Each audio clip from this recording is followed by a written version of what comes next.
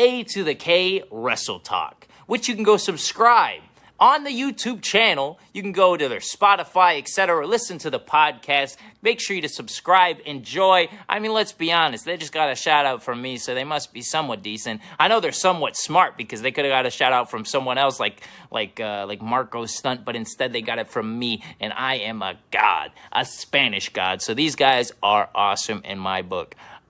So far, I've actually never listened to them, but maybe I'll go check them out soon. Maybe. I'm trying to clean my place right now, but regardless, this is a bunch of useless information. Why am I telling you that? Regardless, make sure to subscribe, and please put this entire shout out in because I would love to hear where I'm talking about cleaning my place. So, do you want to talk Dynamite? Let's do this thing. So, this week's episode kicked off with a tag team title match. So we had the champions, Hangman Page and Kenny Omega, taking on the team of Brits in Kip Sabian and Jimmy Havoc. And, you know, I've been critical of these two, Havoc and Sabian in the past, but all in all, it was a really good match. I thought they did some really strong... to work well together, aren't they, to be fair?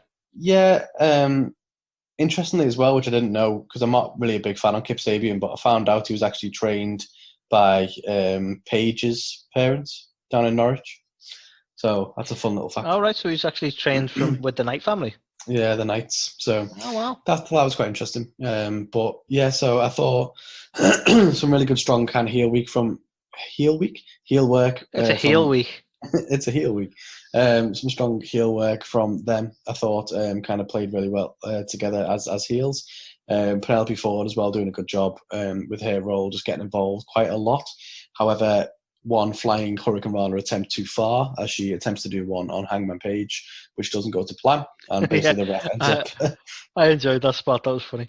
It's just the way Hangman's just like he catches it and he's just looking at it like, well, what do you want me to do? And then the referee just like, okay, yeah, you're out of here. So he just kind of drops her on the floor. But yeah, I thought it was pretty funny. Yeah, it tickled me, that one. But yeah, I thought it was interesting because the Brits were over quite a bit in this, kind of had the upper hand for most of the match, but eventually Page and Omega managed to turn it around and end up picking up the win. But yeah, just a really good quality open to the show. I feel like they do it really well. Dynamite, they come out with a really strong video package, a really strong promo, or a really strong match to open the show, and I feel like they do that consistently. That some of the stuff in the middle of the show can be a bit hit and miss at times, but I feel like they always have a really strong opening. I'll take your point on that. This was no different. Yeah. We then get to see some more interesting character work for Sean Spears. So earlier in the week, Tully Blanchard, who's his manager, you can see him berating Sean Spears, asking him what he wants. Going on the money. Yeah, like, what do you want? You need to change if you want to be someone. We then cut to earlier on that night, and he basically gets inside the car where Sean Spears is sat, and he basically goes, the search for Sean Spears is over. I found the missing piece. Hands him this little metal briefcase, and he opens it, and inside is a fingerless glove. To which Sean Spears puts it on and smirks. No idea what to say about this segment, to be fair. Yeah, I think it's a victim of not being detailed well enough. I'm given to understand, and I can't remember where I read it, so apologies for that. But I'm given to understand there's a history with that glove. Like, it's been worn by other wrestlers, other successful wrestlers before, or some shit like that.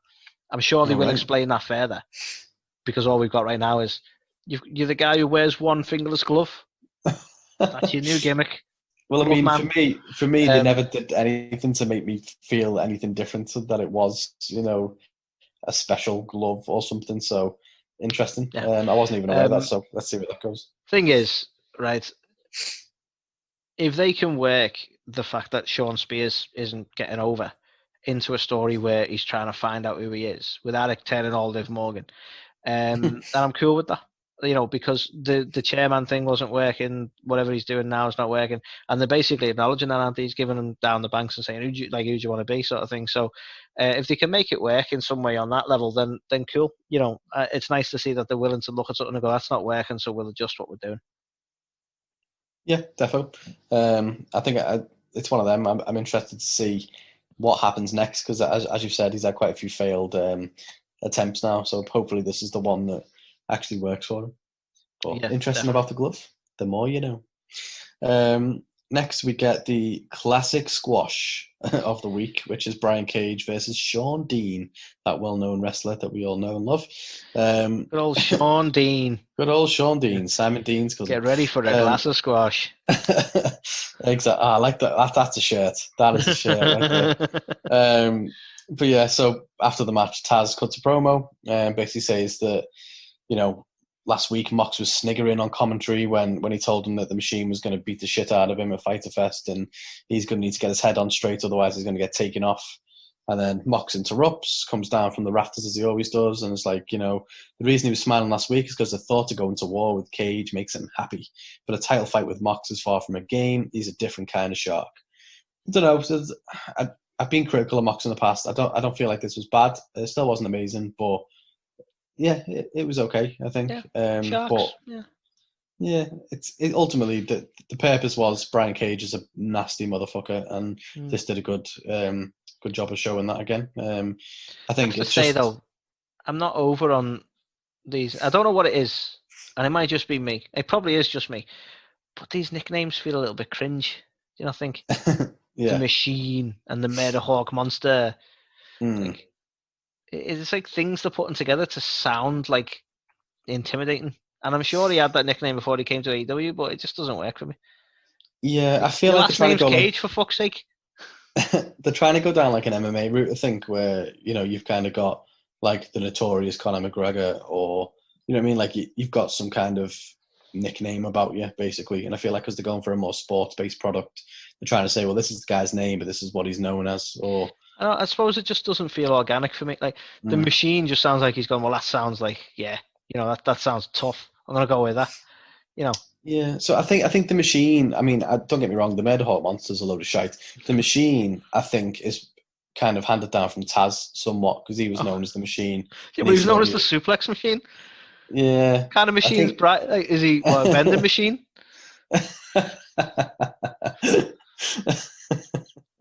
Yes, he's a vending machine that just serves squash.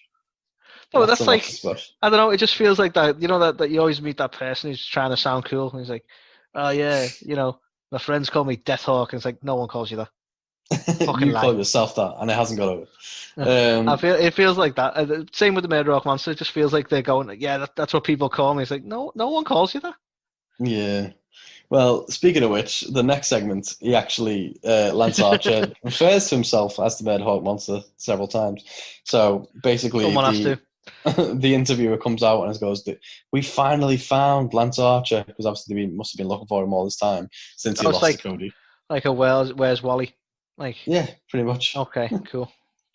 Where's the Murderhawk Monster? I mean, he stands out, doesn't he, with the hair and all that. Maybe that could work. Maybe AEW should release these little books. Maybe. You know what? I'd love to see just a piss take on that book where it's just really obvious to find in a crowd.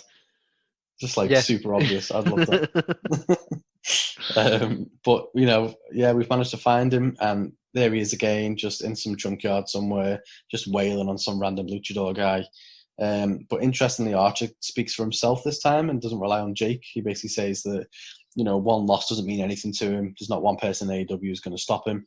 He's not here to be a spot monkey. One person did. Cody. Yeah. So he's not here to be a spot monkey. He's here to be a monster, a Murderhawk Monster. And, he's going to show pain and torture like it's never been seen before, and he's not going to stop till everyone dies. That's a bit over the top, I think, You need to kill people. I think how this thing works. You stop getting paid then, right? Yeah, I think he's taking Murderhawk a little bit too far, but I like the Spot Monkey. I think that's a proper good nickname. The Spot Monkey, Lance. You're going too far when Jake Roberts apologizes on your behalf. So, there you go. That was too much. Next, we see backstage the private party are having a couple of drinks. Looks like Mark Quenn's knee is getting kind of healed, almost recovered.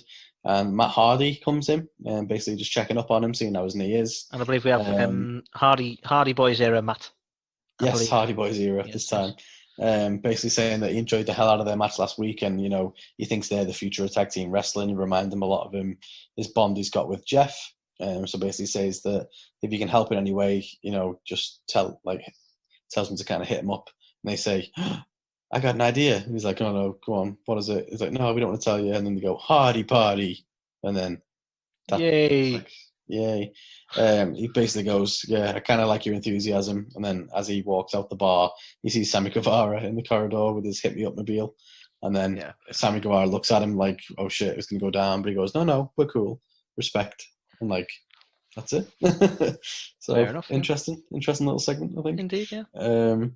We then get to see Le Champion in action against Colt Cabana. So obviously Jericho has made no bones about it that he blames Colt Cabana for the reason why he couldn't get his hands on Mike Tyson. So this is his opportunity to get revenge for that.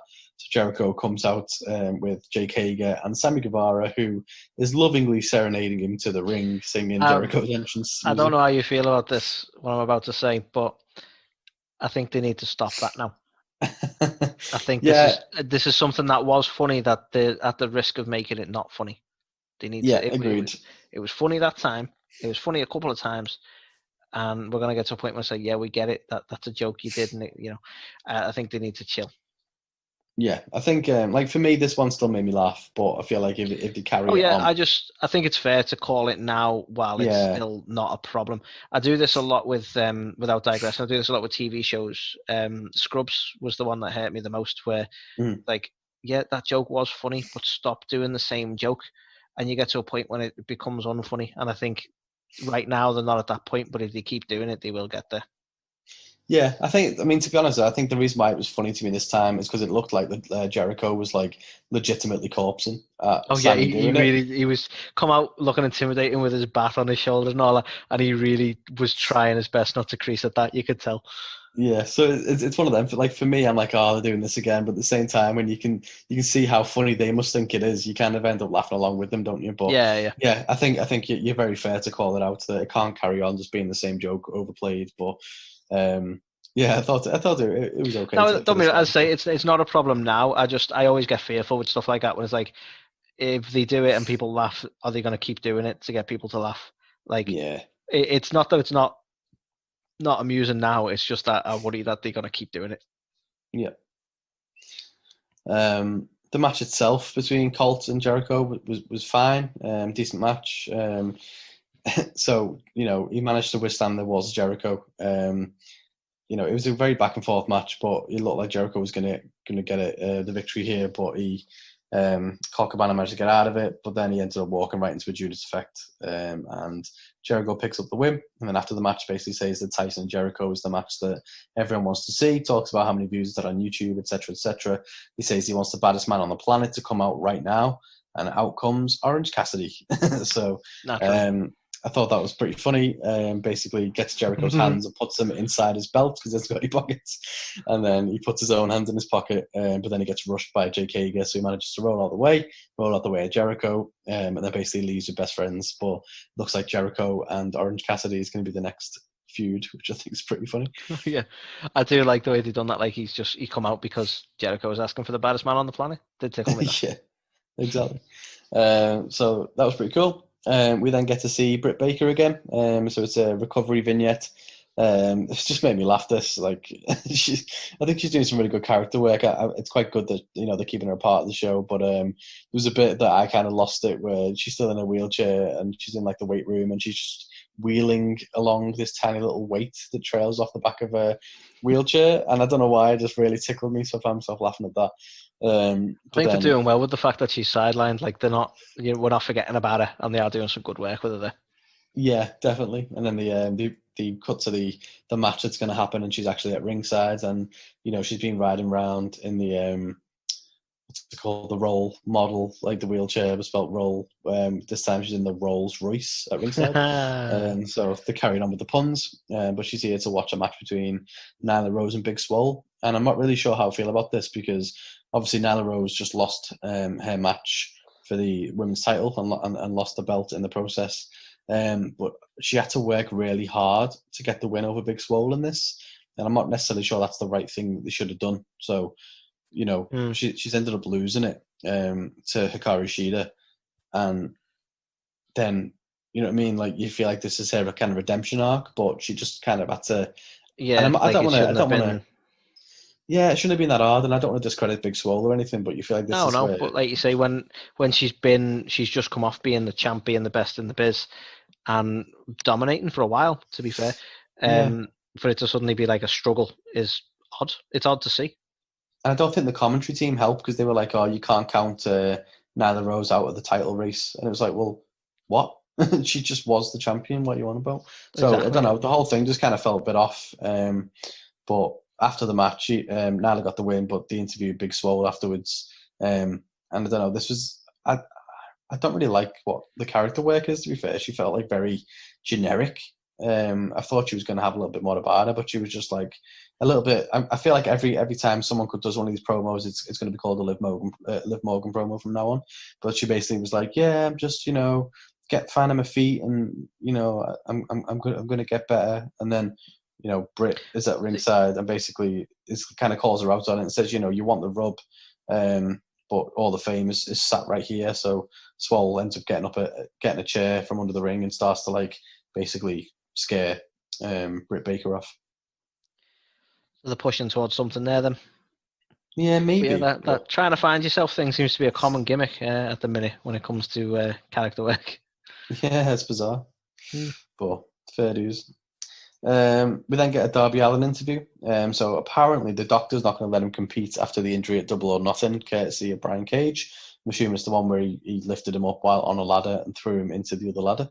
Right. But he basically says that life's one big joke, but tell Cage that he's going to get the last laugh. So, okay, short and sweet from Darby. Cool, yeah. The next segment, we get to see an interview finally with FTR. So basically they're asked on what FTR stands for. He basically says it stands for wherever they want it to be, fear the revolution, follow the rules. It's a way of life for them. It's their lifestyle. For right now, it's called For the Revolution. Nothing to do with fuck the revival. Well, that's what I thought was funny is towards the end of the interview, Tony Schiavone's there and he's like, "Oh, interesting that's what you called. I always thought it was," and they bleep it out, but it's basically saying I thought it stood for fuck the revival. But yeah, basically, they're saying that they came to AEW to fight some of the best tag teams, and they've always been compared to the Young Bucks as like in the same category. Like the Young Bucks are the best, but what about FTR? Or FTR are the best, what about the Young Bucks? And they don't just want to get in the ring and beat them in 3 seconds. They want to, actually have a match that proves that they're the best or something. And then basically Butcher and the Blade come down, and then basically they make a fight for next week. So again, looks like they can just make matches now if they want. So we're going for that kind of booking, eh? Yeah, seems like it. Nice. We then get Colt Cabana interviewed, who basically, again, is just trying to find himself, a la Liv Morgan, but he says, so basically, we have a series of people trying to find themselves, and then the other side of it, we have people trying to find Lance Archer. Pretty much, yeah. So the only man not trying to find himself is currently being searched for. Fucking brilliant. That's it, it makes sense. It makes sense, really. But yeah, Cabana gets interviewed. He says he's doing well so far, but he just can't seem to get those big victories, and then Brody Lee shows up out of nowhere and says that loss is a part of life, and it doesn't matter if you lose, it's how you respond to it, and offers to help him. Here's a mask. So, yeah, basically. And then Colt Cabana's like, "Yeah, I don't want any part of that, thanks." Okay. And then we get the main event of the evening, which is for the TNT title, and it's Cody versus Jungle Boy. And do you know what? I was really hyped for this, and it was just okay. So It wasn't as good. It was not as good as I hoped. It wasn't a bad match, though. No, not by any stretch. It's just stop overbooking your fucking matches, Cody. just have a match, man. Like literally halfway through this, he bladed himself. For why? You're fighting Jungle Boy. You're not. Fucking hell. Yeah. You're not. He's certainly he's definitely one for going over the top with things at the minute. I don't know if he needs to just like find himself and calm down a little bit with it all. But yeah, I totally agree. Everything's a bit. There's always some sort of shenanigans and overbooking in some way. I don't think I've seen genuinely just a straight match that he's had yet. No, and it's a classic example of it. Really, it was like he was falling through tables. He split his head open for no reason. And it was just like you've got two guys before Jungle Boy even got there. But like you've got two fantastic athletes who can really go in the ring, and this was a perfect opportunity to be like it's the workhorse belt for me. This is the Intercontinental title of AEW as far as I'm concerned, and he's playing it off more like a fucking hardcore title at this race. I'm not having a pop at Cody. Like, I don't think he's a selfish guy. I don't know much about him. I don't think he's a selfish guy. But this really was a time for them to let people see what Jungle Boy is capable of. And it was overshadowed by the fact that Cody's doing stuff like that. Yeah. Because like now we're talking about the blading, we're talking about the tables, we're talking about the overproduction Cody was doing, and there's not much to be said about Jungle Boy. And I think that's Cody's fault in a way, or certainly the creative direction of that match is our fault. Yeah, agreed. I think it just didn't need all that. You literally just needed to be them two going out and putting on a hell of a match. But yeah, it's one of them. Like we joke, but I actually don't think Cody knows who his character is. You know, he works best when he's like a proper big baby face that everyone gets behind, and he's like, you know, Dusty Rhodes' kid, and he's, you know, you want to get behind him. But then he keeps showing these little flashes of like, you know, there was a point where he was about to whip Jungle Boy with his belt, and he had to talk himself out of it. And it's like, well, what are you trying to be? Because if you're trying to be a tweener, you're not. So yeah, what are you? You're not Randy, so you can't go full psychopath where you're talking to yourself about not being a bastard. Well, exactly. But yeah, like the whole match was overproduced to the point that after Cody retained, you just got a shitload of fireworks as well. And like, did he even get fireworks after he won the title? I can't remember. Like, it seemed like you're gonna have this every week after your title defense. You're gonna be putting fucking Disney out of business with firework bills. But yeah, I don't know. I don't want to shit on it, but no, it wasn't a bad match. It just like it didn't do what it needed to do for me. It needed to get Jungle Boy over without. You're not going to give him the title, but it like we're going to have a title match every week, right? So this isn't about Cody coming out looking dominant and retaining the title all the time. This is about showcasing talent. That's usually what these, you know, storyline wise, kayfabe wise, whatever. But usually the reality of it is this is how we can get wrestlers out there and get them seen. Right, so an open challenge allows anyone to come at him, and this would have been a good opportunity for Jungle Boy to get a bit of a rub without winning, obviously. But I don't feel like we saw enough of him. Yeah, agreed. So yeah, that was Dynamite. You know, I'm still giving it a 3 because I still feel like it was the best show of the week. But I don't know. Yeah, I take your points on that. I'd be inclined to give it a 3 as well. So for me, it actually ties with NXT. And I think that's fair for me. I don't think it was the best show of the week. I think that it was in tandem with NXT as far as quality. Yeah, fair.